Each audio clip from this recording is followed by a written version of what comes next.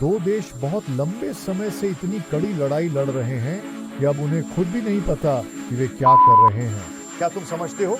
राष्ट्रपति ने truth social पर लिखा, शासन परिवर्तन शब्द का प्रयोग राजनीतिक रूप से उचित नहीं है, लेकिन अगर मौजूदा ईरानी शासन ईरान को फिर से महान बनाने में असमर्थ है तो शासन परिवर्तन क्यों नहीं होगा?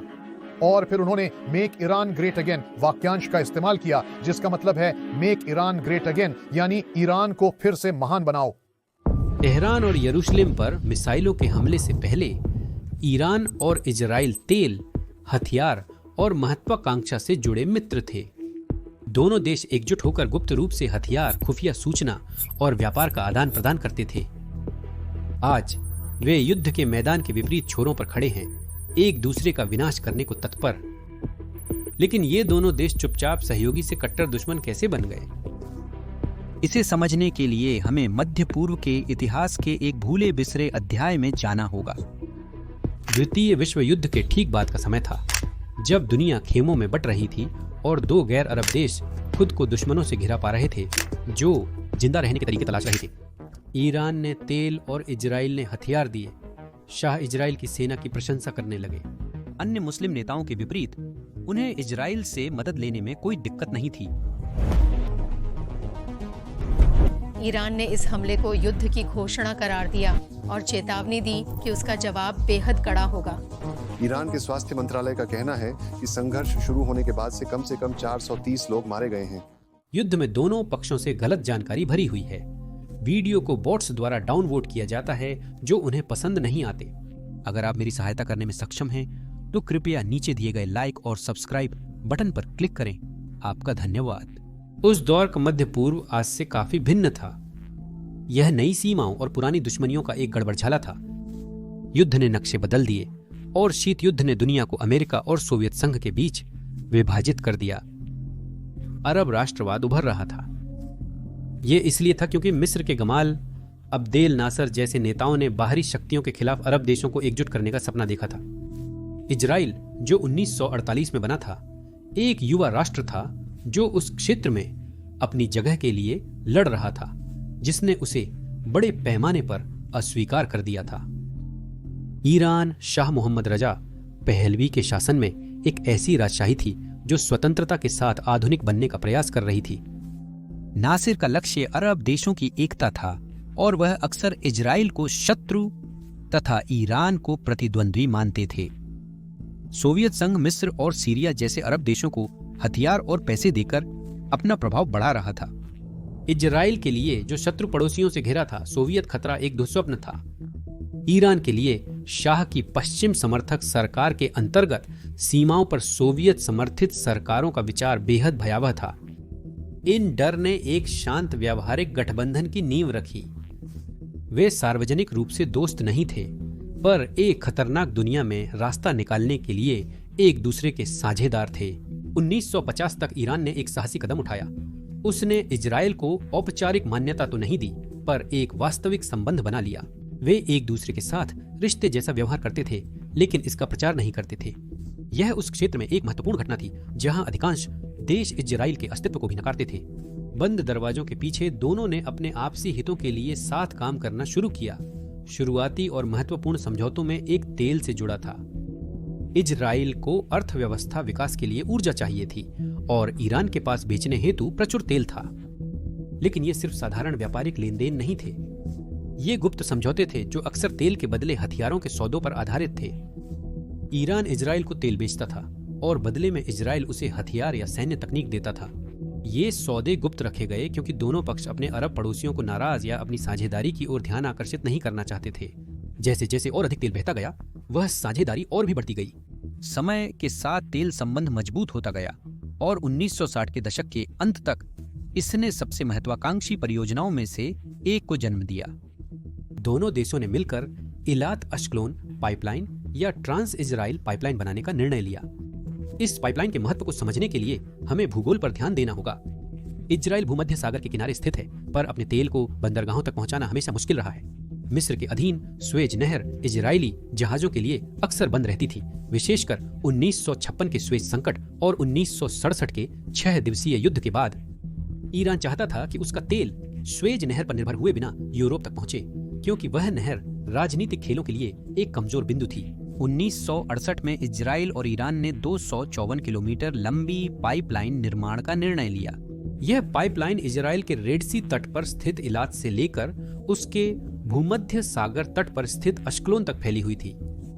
इस पाइपलाइन से ईरान का तेल स्वेज नहर से बचकर सीधे इजराइल और यूरोप के बाजारों तक पहुंच सकता था, जो दोनों के लिए लाभदायक था। इजराइल को कच्चे तेल की निरंतर सप्लाई और ईरान को अपना तेल बेचने का विश्वसनीय मार्ग मिला। परंतु यह पाइपलाइन केवल एक व्यावसायिक समझौता नहीं था। यह दर्शाता था कि दोनों देश कितनी निकटता से मिलकर काम करते थे, न सिर्फ लाभ बल्कि जोखिम भी बांटते थे। अस्थिर क्षेत्र में पाइपलाइन बनाने और चलाने के लिए विश्वास या कम से कम साझा उद्देश्य की भावना की जरूरत थी। इजराइल अपनी फैक्ट्रियों और सेना को चलाने के लिए उसी तेल पर निर्भर था, जबकि ईरान एक ऐसे क्षेत्र में जो अनिश्चित खिलाड़ियों से भरा था, इजराइल को एक स्थिर साझेदार के रूप में देखता था। इस पाइपलाइन ने वर्षों तक लाखों बैरल तेल की आपूर्ति करके दोनों अर्थव्यवस्थाओं को मजबूती दी। वास्तव में इस समझौते की व्यवहारिकता को अतिरंजित करना कठिन है।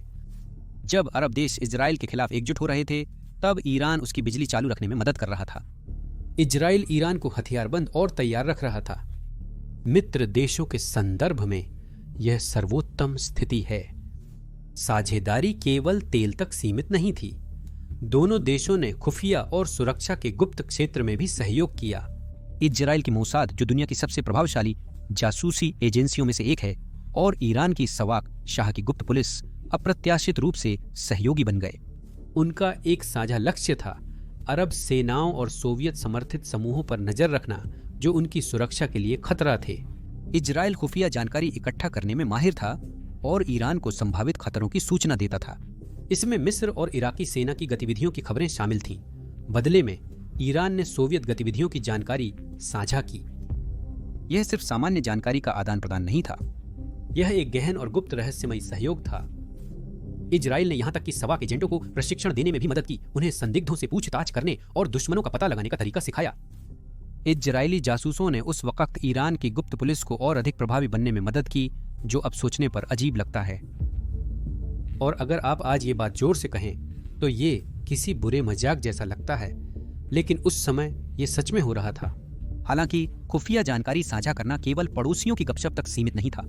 मोसाद और सवाक ने मिलकर उन समूहों का विरोध किया जो क्षेत्र को अस्थिर कर सकते थे। उदाहरण स्वरूप उन्होंने 1960 और 70 के दशक में प्रभाव बढ़ाते फलिस्तीनी उग्रवादी समूहों पर कड़ी निगरानी रखी। ये समूह अक्सर इजराइल और ईरान दोनों को निशाना बनाते थे, क्योंकि ईरान नहीं चाहता था कि क्रांतिकारी आंदोलन उसके देश में समस्या खड़ी करें। इजराइल और ईरान अपने संसाधनों को मिलाकर अपने दुश्मनों से आगे रह सकते थे। यह एक व्यावहारिक व्यवस्था थी जो इस हकीकत पर आधारित थी कि दोनों देश खतरों से घिरे हुए थे। उन्हें मूल रूप से जो भी फायदा मिल सकता था उसकी आवश्यकता थी, लेकिन हर अच्छे रिश्ते की तरह इसमें भी कुछ कमियां थीं। निश्चित रूप से कोई भी साझेदारी पूरी तरह से परफेक्ट नहीं होती। ईरान को इजराइल और अरब देशों के साथ अपने संबंधों में संतुलन बनाने में कठिनाई का सामना करना पड़ा, जिससे तनाव उत्पन्न हुआ। शाह नहीं चाहते थे कि सऊदी अरब या इराक जैसे तेल समृद्ध देशों को नाराज किया जाए, इसलिए उन्होंने इजराइल के साथ अपने संबंधों को गुप्त रखा। ईरान अरब लीग की बैठकों में इजराइल की आलोचना करता था, लेकिन गुप्त रूप से उनके बीच सौदे होते रहते थे। तेल, हथियार और खुफिया जानकारी इजराइल के लिए जीवनदायी रिश्ता था। दुश्मनों से घिरे होने के कारण वह साझेदारों के चयन में सावधान नहीं हो सकता था, लेकिन इसका मतलब यह नहीं कि वह ईरान की दोहरी चाल से प्रसन्न था। ईरान के संदर्भ में शाह ने क्षेत्र को आधुनिक बनाने और उस पर प्रभुत्व जमाने के लिए इजराइल को एक उपयोगी सहयोगी माना, क्योंकि उसके पास सैन्य विशेषज्ञता और पश्चिमी देशों से संबंध थे।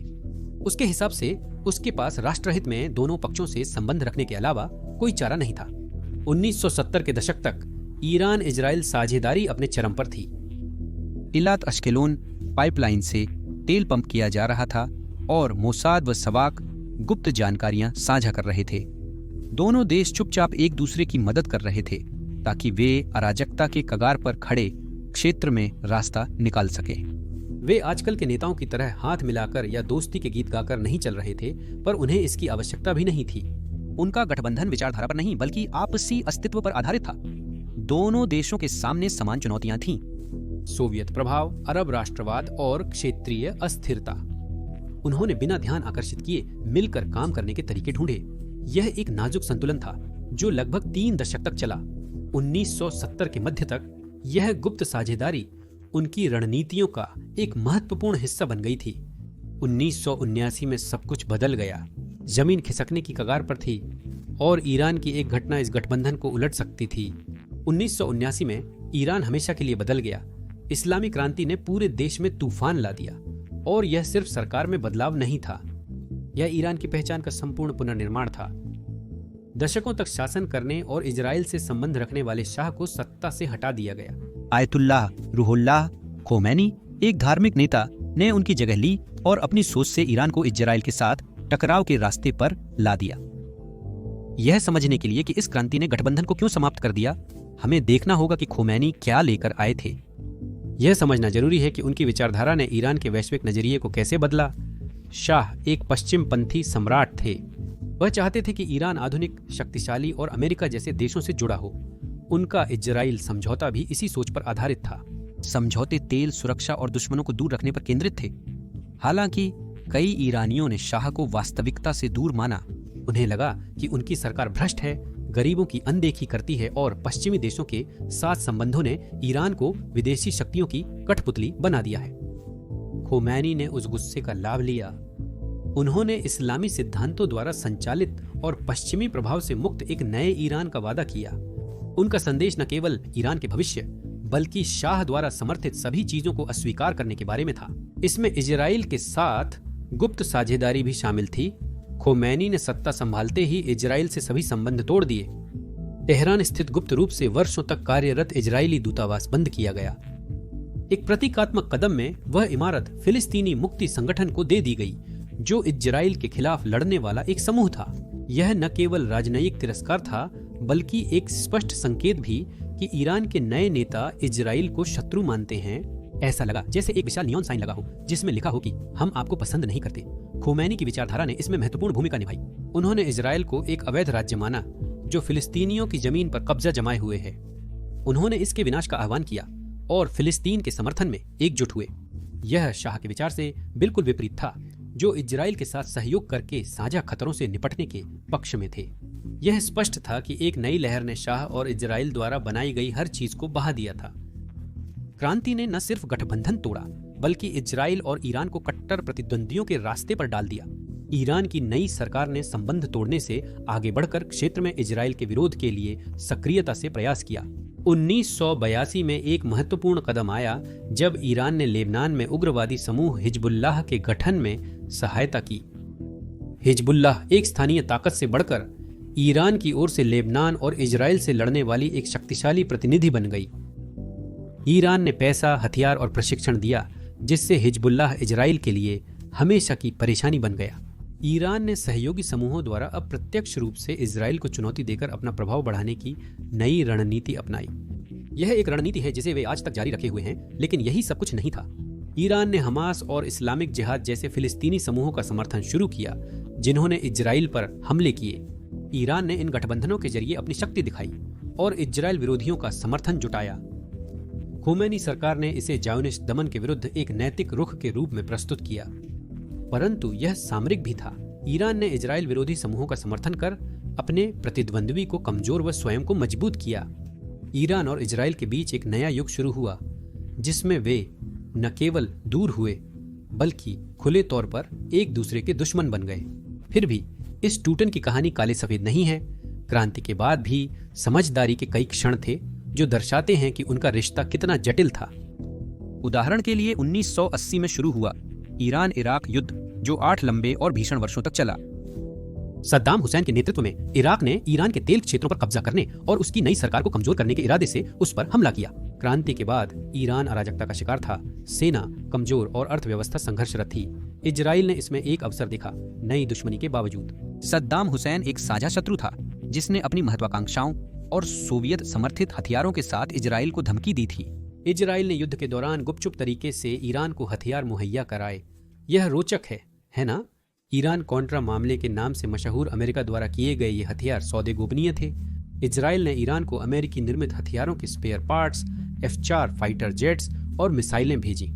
ईरान ने बदले में नकद भुगतान किया या हिजबुल्लाह समूहों द्वारा बंधकों की रिहाई में सहायता की। इजराइल उस देश को हथियार दे रहा था जिसका नेता इजराइल के विनाश की मांग कर रहा था, यह सोचना अब अजीब लगता है। यह दर्शाता है कि व्यावहारिक आवश्यकताएं अभी भी विचारधारा पर हावी हो सकती हैं। इजराइल इराक को कमजोर बनाना चाहता था और ईरान की युद्ध में मदद करना इस उद्देश्य को पूरा करता था। ईरान द्वारा इजराइल को दी गई जानकारी का इन हथियारों के सौदों से कहीं अधिक स्थायी और महत्वपूर्ण प्रभाव पड़ा। उस दौरान ईरान को पता चला कि इराक फ्रांस की मदद से ओसिरक नामक एक परमाणु रिएक्टर बना रहा था।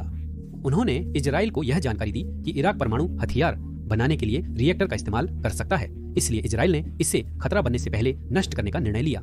7 जून 1981 को इजरायली लड़ाकू विमानों ने जॉर्डन और सऊदी अरब के आसमान से होते हुए बगदाद के बाहर स्थित रिएक्टर पर हमला किया।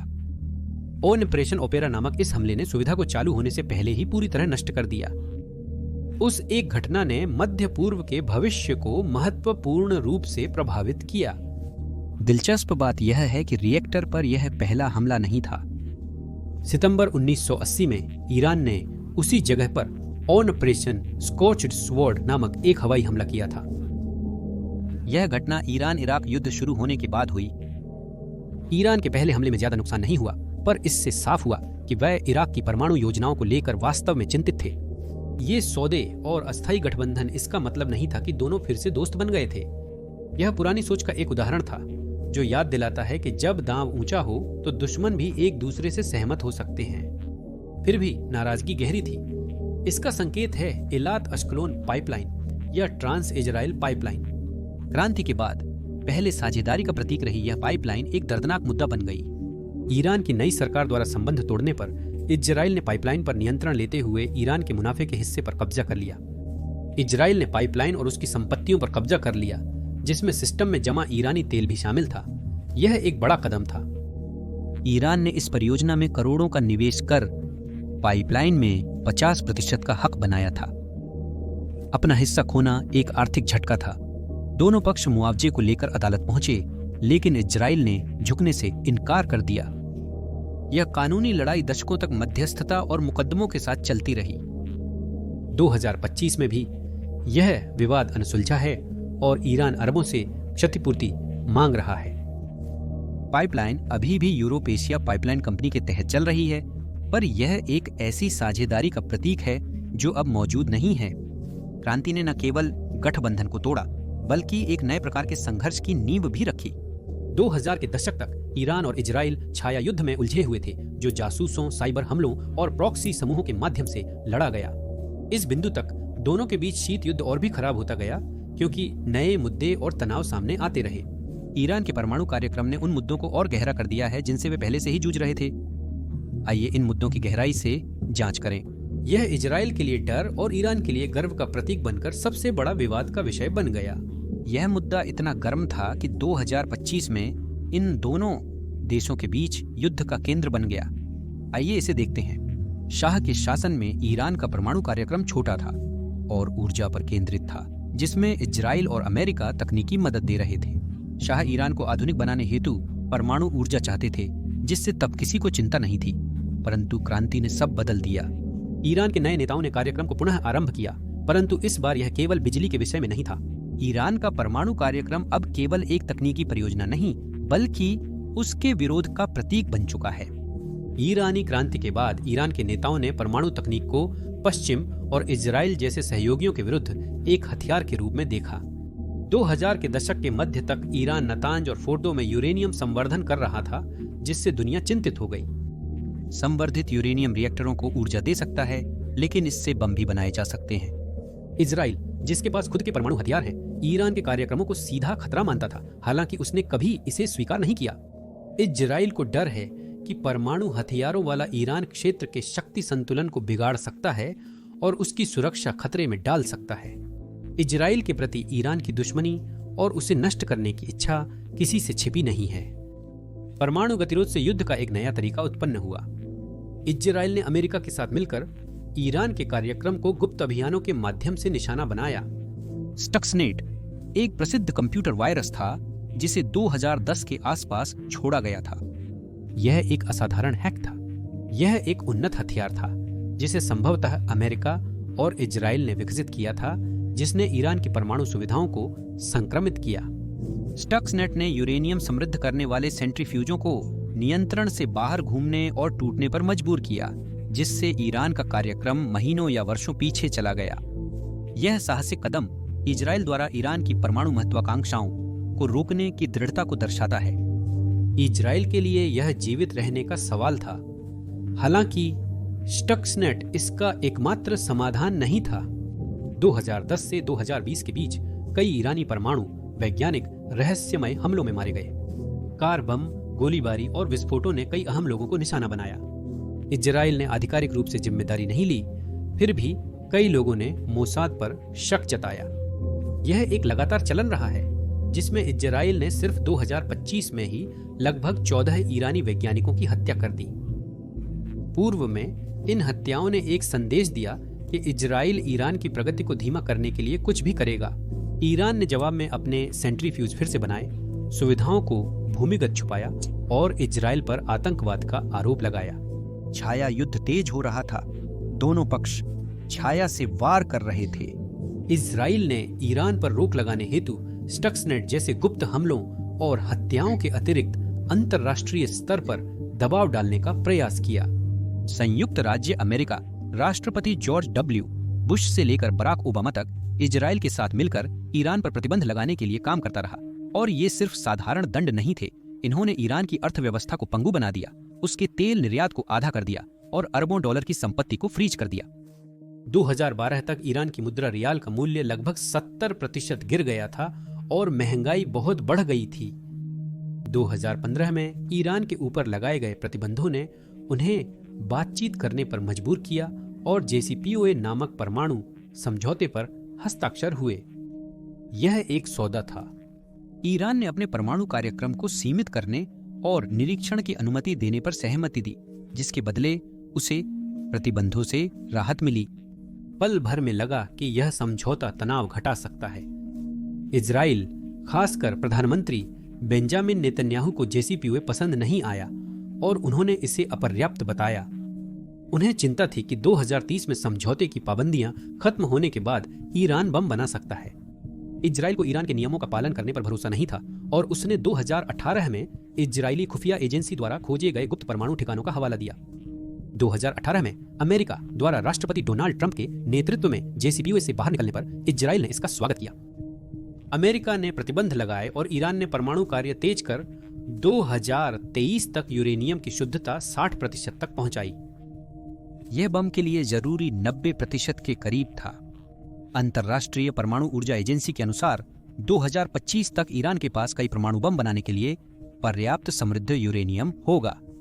ईरान का दावा है कि उसका परमाणु कार्यक्रम शांतिपूर्ण है और वह इजराइल पर पाखंड का आरोप लगाता है क्योंकि उसके पास भी परमाणु हथियार हैं। वहीं इजराइल झुकने को तैयार नहीं है। उनकी नज़र में ईरान के पास बिल्कुल भी परमाणु हथियार नहीं होने चाहिए। इस मामले पर इजराइल के प्रधानमंत्री बेंजामिन नेतन्याहू को सुनिए। मैंने दशकों पहले ही देखा था कि यदि उनके पास परमाणु हथियार होते तो वे निश्चित रूप से उनका प्रयोग करते, वे निश्चित रूप से उनका इस्तेमाल कर सकते थे। मैंने इसे रोकने के अनेक प्रयास किए। लगातार जिन सरकारों का मैंने नेतृत्व किया, उनमें मैं हमेशा वह बहुमत या सुरक्षा प्रतिष्ठान का समर्थन जुटाने में सक्षम नहीं था जिसकी मुझे जरूरत थी। मुझे एक अमेरिकी राष्ट्रपति की उस योजना का भी विरोध करना पड़ा जिसमें एक ऐसे समझौते की बात थी जो मेरी नजर में ईरान के रास्ते को सोने से भर देता। मैंने हर संभव तरीके से ईरान को परमाणु संवर्धन करने से रोकने की कोशिश की। असल में हमने उन्हें रोका भी, और अब मैं ये खुलकर कह सकता हूं कि हमने अपने कार्यकाल के दौरान वैज्ञानिकों को हटाकर और अन्य तरीकों से भी यह किया। हमने उन्हें 1 दशक तक रोकने की कोशिश की, लेकिन विफल रहे। हालांकि संघर्ष परमाणु हथियारों तक सीमित नहीं था। यह पूरे क्षेत्र के युद्ध क्षेत्रों में फैल गया, जहां ईरान और इजराइल ने प्रतिनिधियों के माध्यम से लड़ाई लड़ी। सीरिया के गृह युद्ध में ईरान ने राष्ट्रपति बशर अल असद को सत्ता में बनाए रखने हेतु धन, हथियार और हिजबुल्लाह के सैनिक प्रदान किए। इजराइल, जो अपनी सीमा के पास ईरान के बढ़ते प्रभाव को लेकर चिंतित था, ने सीरिया में ईरानी और हिजबुल्लाह के ठिकानों पर बड़े पैमाने पर हवाई हमले किए। रिपोर्टों के मुताबिक 2023 तक इजराइल ने 400 से ज्यादा हमले किए, जिनमें हथियारों के काफिले, ठिकाने और भंडारण स्थल टारगेट किए गए। ये हमले ईरान को सीरिया में स्थायी रूप से स्थापित होने से रोकने की रणनीति के तहत किए गए थे। लेबनान एक अन्य मोर्चा था जहां ईरान के सशक्त प्रतिनिधि हिजबुल्लाह ने इजराइल के साथ अनेक संघर्ष किए। 2006 के लेबनान युद्ध में हिजबुल्लाह ने इजराइल को टक्कर दी, जो ईरान के सहयोगी की ताकत दिखाता है। समय के साथ वे केवल और भी मजबूत होते गए हैं। हिजबुल्लाह के पास अब दसियों हजार रॉकेट हैं, जिनमें कुछ इजराइल के भीतर गहरे तक मार कर सकते हैं। ईरान हर साल करीब अमेरिकी डॉलर 700 मिलियन की मदद से हिजबुल्लाह को हथियारों से लैस और तैयार रखता है। इजराइल लेबनान पर नजर रखकर हथियारों की आपूर्ति रोकता है, परंतु लेबनान अंतिम युद्ध भूमि नहीं है। यमन ने एक और परत जोड़ दी। ईरान हौथी विद्रोहियों का समर्थन करता है, जिन्होंने गाजा संघर्ष तेज होने के बाद से इजराइल पर मिसाइलें और ड्रोन दागे हैं। ये हमले, जो अक्सर इजराइल की रक्षा प्रणाली द्वारा विफल हो जाते हैं, ईरान की दूरगामी पहुंच को दर्शाते हैं। हौथी विद्रोही इजराइल से नहीं जुड़े हैं, परंतु ईरान की सहायता से वे इस विस्तृत संघर्ष में शामिल हो गए हैं। प्रतिनिधि संघर्ष प्रतिद्वंद्विता को उलझा देते हैं। ईरान और इजराइल सीरिया, लेबनान और यमन में सहयोगी समूहों के जरिए बिना पूरी तरह युद्ध में शामिल हुए लड़ रहे हैं। ईरान इराक में शिया मिलिशिया का समर्थन करता है, जिन्होंने अमेरिका और इजराइल के हितों पर हमला किया है। 2020 में एक समूह ने इजराइल की उत्तरी सीमा पर रॉकेट दागे, जो एक साहसी कदम था। इजराइल ने इराक में ईरानी हथियारों को निशाना बनाकर जवाब दिया। हाल ही में 2024 तक हवाई हमले किए गए। बदले की कार्रवाइयों से संघर्ष निरंतर चलता रहता है, जिससे कोई भी पक्ष न तो आगे बढ़ पाता है और न ही पीछे हटता है। वैश्विक मंच इस मामले में एक और आयाम जोड़ता है। इजराइल अमेरिका का करीबी सहयोगी है, जो इसे सालाना सैन्य मदद और ईरान पर खुफिया जानकारी देता है। 2016 में हस्ताक्षरित 10 साल के समझौता ज्ञापन के अनुसार अमेरिका ने इजराइल को 2019 से 2028 तक प्रतिवर्ष अमेरिकी डॉलर 3.8 अरब की सैन्य सहायता देने का वचन दिया है। इसमें अमेरिकी डॉलर 3.3 अरब की विदेशी सैन्य वित्त पोषण और मिसाइल रक्षा सहयोग के लिए अमेरिकी डॉलर 500 मिलियन शामिल हैं। 2023 में गाजा पर हमले के दौरान अमेरिका ने इजराइल को पर्याप्त सहायता प्रदान की। इस बीच ईरान ने रूस और चीन के साथ अपने संबंध और मजबूत कर लिए हैं। यूक्रेन युद्ध 2022 की शुरुआत से ईरान ने रूस को ड्रोन और मिसाइलें दी हैं, बदले में उसे पैसा और सैन्य तकनीक प्राप्त हुई है। 2025 में रूस ईरान की नए परमाणु रिएक्टर के निर्माण में सहायता कर रहा है, जिससे इजराइल चिंतित है। वर्तमान में चीन अमेरिकी प्रतिबंधों की अवहेलना करते हुए ईरान के तेल निर्यात का 90% खरीदता है। इससे ईरान को अपनी अर्थव्यवस्था और प्रॉक्सी समूहों को फंड देने के लिए सहारा मिलता है। अमेरिका, इजराइल बनाम ईरान के रूस चीन संबंध इस छाया युद्ध को एक बड़ी वैश्विक पहेली का हिस्सा बनाते हैं। छाया युद्ध बड़ी ताकतों तक सीमित नहीं है, वे अप्रत्याशित स्थानों जैसे साइबर हमलों तक फैल जाते हैं। स्टक्सनेट के बाद ईरान ने अपनी साइबर क्षमताएं बनाई। 2020 में ईरानी हैकरों ने इजरायली जल प्रणालियों पर हमला किया। उनका लक्ष्य क्लोरीन के स्तर को बिगाड़ना था, जिससे आम नागरिकों को जहर दिया जा सकता था। इजराइल ने पलटवार किया। ईरान के शाहिद राजी बंदरगाह को साइबर हमले से बंद कर दिया, जिससे कई दिनों तक शिपिंग रुक गई। ये मूक किंतु प्राणघातक युद्ध दर्शाते हैं कि यह संघर्ष कितना व्यापक हो चुका है। वे बिना गोली चलाए बुनियादी ढांचे और आम नागरिकों को निशाना बना रहे हैं। इस संघर्ष की मानवीय कीमत नजरअंदाज करना कठिन है। सीरिया में इजराइल के ईरानी ठिकानों पर हमलों में निर्दोष नागरिकों समेत सैकड़ों की मौत हुई। हिजबुल्लाह के उत्तरी इजराइल पर रॉकेट हमलों से हजारों बेघर हुए और 2023 से अब तक 60,000 इजरायली सीमावर्ती कस्बों से विस्थापित हुए हैं। यमन में ईरान समर्थित हौथी हमलों ने रेड सी शिपिंग को बाधित किया, जिससे 2024 में वैश्विक तेल कीमतों में 10% की वृद्धि हुई। युद्ध सिर्फ सैन्य कार्रवाई नहीं है, ये लोगों को नुकसान पहुंचाते हैं, अर्थव्यवस्थाएं बर्बाद करते हैं और क्षेत्र को अस्थिर बनाते हैं। 2025 में छाया युद्ध के धीमा होने के कोई संकेत नहीं है। प्रॉक्सी समूह गाजा से गोलान हाइट्स तक युद्ध जारी रखे हुए हैं। जब युद्ध का खतरा इतना ज्यादा है, तो सोचना स्वाभाविक है कि क्या ईरान और इजराइल कभी इस टकराव से पीछे हटने का रास्ता निकाल सकते हैं। इन दोनों देशों के फिर से हाथ मिलाने का विचार अभी बहुत दूर की बात लगता है, खासकर जब मिसाइलें उड़ रही हैं और भरोसा अपने सबसे निचले स्तर पर है। इतिहास बताता है कि जब परिस्थितियां सही हों तो कट्टर शत्रु भी आपसी समझौते का मार्ग खोज सकते हैं। हम कूटनीतिक प्रयासों, व्यावहारिक कदमों और उन लोगों पर नजर डालेंगे जो शांति या कम शत्रुतापूर्ण टकराव की ओर ले जा सकते हैं और बदलाव के लिए आगे आ सकते हैं। मध्य पूर्व ने पहले भी कई अप्रत्याशित परिवर्तन देखे हैं। यह मार्ग कठिन है, परंतु यहाँ कुछ संभावनाएं हैं जिन्हें खोजा जा सकता है। क्षेत्र में बदलते गठबंधन नई संभावनाओं के द्वार खोल सकते हैं जो पहले पूरी तरह से बंद थे। उदाहरण के लिए 2023 में चीन द्वारा मध्यस्थता किया गया सऊदी ईरान समझौता। वर्षों तक सऊदी अरब और ईरान अपने शीत युद्ध में उलझे रहे, जैसे यमन और सीरिया में एक दूसरे के विरोधी पक्षों को समर्थन देते रहे। सऊदी अरब, जो एक सुन्नी दिग्गज है, ईरान की शिया नेतृत्व वाली सरकार को खतरा मानता था। इजराइल ने चुपचाप रियाद के साथ मिलकर ईरान का मुकाबला किया, लेकिन इस मेल मिलाप ने हालात बदल दिए। दोनों देशों ने फिर से दूतावास खोले, व्यापार वार्ता शुरू की और संघर्षों को शांत करने पर सहमति जताई। सऊदी अरब ने यमन में एंटी हूती बलों के समर्थन में कटौती की और ईरान ने हूती विद्रोहियों के कुछ सलाहकारों को वापस बुलाया। इसका मतलब यह नहीं है कि वे सबसे अच्छे दोस्त बन गए हैं, लेकिन यह दिखाता है कि प्रतिद्वंद्वी जब चाहें तो तनाव कम कर सकते हैं। इजराइल के लिए यह एक मौका हो सकता है। यदि ईरान को पड़ोसी देशों से कम खतरा लगता है तो उसे हिजबुल्लाह जैसे समूहों पर अपनी शक्ति प्रदर्शित करने के लिए इतना निर्भर नहीं रहना होगा। कम आक्रामक ईरान का मतलब इजराइल की सीमाओं की ओर कम रॉकेट दागे जाना हो सकता है, लेकिन इसमें एक पेंच है। चीन के समर्थन और सऊदी अरब के साथ अच्छे संबंधों वाला एक मजबूत ईरान इजराइल की सैन्य बढ़त को चुनौती दे सकता है। यह बदलाव दर्शाता है कि यह क्षेत्र पुरानी दुश्मनियों में अटका नहीं है और यह एक नई शुरुआत है। डिप्लोमेसी पहले भी आजमाई गई है, लेकिन हर बार कामयाब नहीं हुई है। 2000 के शुरुआती वर्षों में ईरान और इजराइल गुप्त चैनलों के जरिए बातचीत करने के करीब आ गए थे।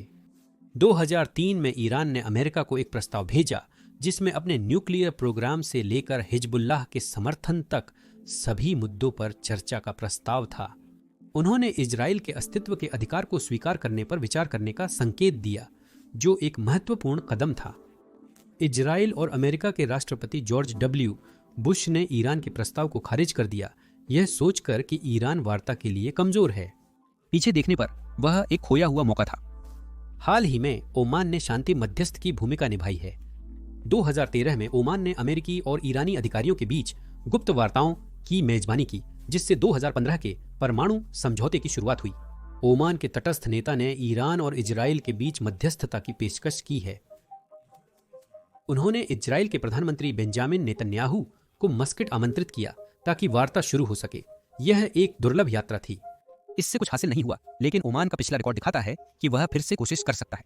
2025 में ओमानी राजनयिक तेहरान और यरूशलेम के बीच एक गुप्त चैनल के माध्यम से संदेश भेज रहे हैं। यह कोई शांति संधि नहीं होगी, लेकिन यह एक शुरुआत हो सकती है। शायद परमाणु कार्य को रोकने के बदले प्रतिबंधों में डील देने पर सहमति बन जाए। क्षेत्रीय सुरक्षा समझौते जैसे व्यावहारिक कदम राजनयिक प्रयासों को आगे बढ़ा सकते हैं, जिसे विशेषज्ञ लंबे समय से सुझा रहे हैं। मध्य पूर्व एक बारूद का ढेर है, जहां परमाणु महत्वाकांक्षाएं, प्रॉक्सी युद्ध और महाशक्तियां तनाव बढ़ा रही हैं। एक समझौता नियम तय कर सकता है। ईरान को यूरेनियम संवर्धन 3.67% तक सीमित करना होगा, जैसा 2015 के समझौते में तय हुआ था, और निरीक्षण की अनुमति देनी होगी। न तो हवाई हमले होंगे, न ही हमास या हिजबुल्लाह को हथियार दिए जाएंगे। इजराइल को सीरिया में अपने हमले रोकने होंगे, जिनमें सीरियाई रिपोर्ट्स के अनुसार 2018 से अब तक सैकड़ों लोग मारे जा चुके हैं। दोनों पक्ष ताकत छोड़ना पसंद नहीं करेंगे, पर इसका फायदा काफी बड़ा हो सकता है। ईरान के प्रतिबंधों में डील से उसकी अर्थव्यवस्था को बढ़ावा मिल सकता है, जो 2018 से 15% सिकुड़ चुकी है। इजराइल को एक शांत इलाका मिल सकता है, जिससे वह रक्षा पर अरबों की बचत कर सकता है। 2025 में इजराइल का सैन्य बजट अमेरिकी डॉलर 22 अरब है, जो उसकी अर्थव्यवस्था का 5% है। एक शांत मध्य पूर्व दोनों देशों को मिसाइलों की बजाय स्कूलों या अस्पतालों पर खर्च करने की अनुमति देगा। कुछ साझा समस्याएं उन्हें मजबूरन एक साथ काम करने को विवश कर सकती हैं, भले ही वे ऐसा ना चाहें।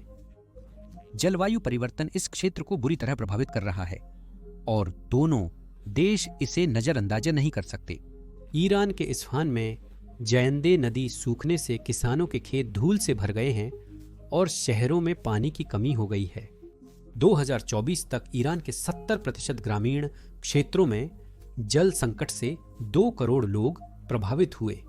इजराइल अपनी उन्नत डिसैलिनेशन प्लांट्स के बावजूद जल संकट से जूझ रहा है। जॉर्डन नदी का प्रवाह साल 2000 से 20% कम हो गया है और सूखे की वजह से फसलें प्रभावित हो रही हैं।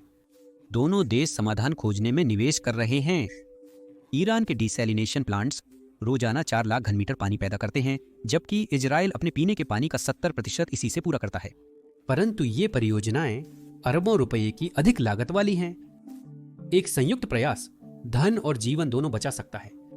इजराइल पहले से ही 1994 की शांति संधि के तहत जॉर्डन के साथ जल डेटा साझा करता है और ईरान ने तुर्की के साथ नदी परियोजनाओं पर काम किया है।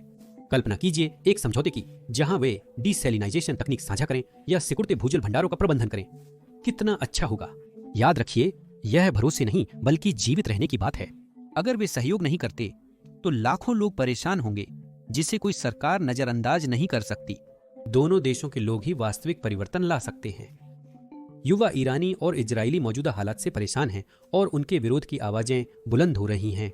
ईरान में मासा अमीनी की मौत के बाद 2022 के विरोध प्रदर्शन ने पूरे देश को हिलाकर रख दिया। हजारों लोग सड़कों पर उतरे, आजादी और कठोर नियमों के अंत की मांग की। 22 वर्षीय कुर्दिश महिला अमीनी की मृत्यु हिजाब ठीक से न पहनने के कारण नैतिकता पुलिस द्वारा गिरफ्तारी के बाद हुई। प्रदर्शनों ने सरकार को गिराया नहीं, पर उन्होंने बदलाव जैसे ड्रेस कोड में डील देने के लिए मजबूर किया। 2025 में ईरान के 60% युवा जो 30 साल से कम उम्र के हैं, रोजगार और उज्जवल भविष्य चाहते हैं। विचारधारा की लड़ाइयों के बजाय वे ऑनलाइन सक्रिय हैं और इंस्टाग्राम पर अपने विचार साझा कर रहे हैं, सरकार की कड़ी कार्रवाई के बावजूद। इजराइल में 2023 में सरकार की अदालती सुधार योजनाओं के विरुद्ध व्यापक विरोध प्रदर्शन हुए।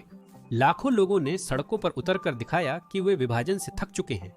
इजराइल के युवा खासकर तेल अवीव के टेक हब्स में स्टार्टअप्स और स्थिरता को सुरक्षा से ज्यादा तवज्जो देते हैं। नई पीढ़ियों के पास पुराने नेताओं जैसी दुश्मनियां नहीं हैं। तेहरान का एक ईरानी छात्र विदेश में पढ़ने का सपना देखता है, वहीं हैफा का एक इजरायली कोडर अपने ऐप पर ध्यान देने के लिए शांति चाहता है। बढ़ती आवाजें नेताओं को पुरानी दुश्मनियों के बजाय व्यावहारिक समझौतों को प्राथमिकता देने पर मजबूर कर सकती हैं। रुकावटों को नजरअंदाज करके ज्यादा उम्मीदें न रखें। भरोसा सबसे बड़ी बाधा है। इजराइल का कहना है कि 2018 में मोसाद द्वारा चुराई गई ईरान की गुप्त परमाणु फाइलें साबित करती हैं कि ईरान पर भरोसा नहीं किया जा सकता। ईरान सीरिया में इजराइल के 500 हवाई हमलों को आतंकवाद मानता है। विचारधारा भी एक और दीवार है। ईरान के नेता अब भी इजराइल को अवैध कहते हैं और भीड़ को यहूदी विरोधी नारों के साथ जुटाते हैं। इजराइल की दक्षिणपंथी सरकार वोट पाने के लिए ईरान को अस्तित्व का खतरा बताती है। इसके अलावा वैश्विक मंच भी है। अमेरिका इजराइल को सालाना अमेरिकी डॉलर 3.8 अरब की मदद देता है, जबकि रूस ईरान को अमेरिकी डॉलर 2 अरब के हथियार देता है। गठबंधन समझौतों को विश्वासघात जैसा लगता है, फिर भी मध्य पूर्व को अप्रत्याशित मोड़ पसंद है। अरब समझौते जिन्होंने इजराइल को यूएई से जोड़ा, 1 दशक पहले अकल्पनीय थे। ईरान का अपना इतिहास, जिसमें उसने 1960 के दशक में इजराइल को तेल बेचा और 1980 के दशक में हथियार खरीदे, दिखाता है कि व्यवहारिकता जीत सकती है। यदि ईरान की अर्थव्यवस्था, जिसमें 30% मुद्रास्फीति है, निरंतर संकुचित होती रही या इजराइल को इस्लामिक स्टेट जैसे नए खतरे का सामना करना पड़ा, तो वे वार्ता कर सकते हैं। परमाणु हथियारों, पानी या व्यापार पर समझौता शुरुआती कदम हो सकते हैं। यह प्यार के कारण नहीं, बल्कि लड़ाई की लागत के कारण है। यह एक दूर की संभावना है, लेकिन इस आश्चर्यजनक क्षेत्र में असंभव नहीं।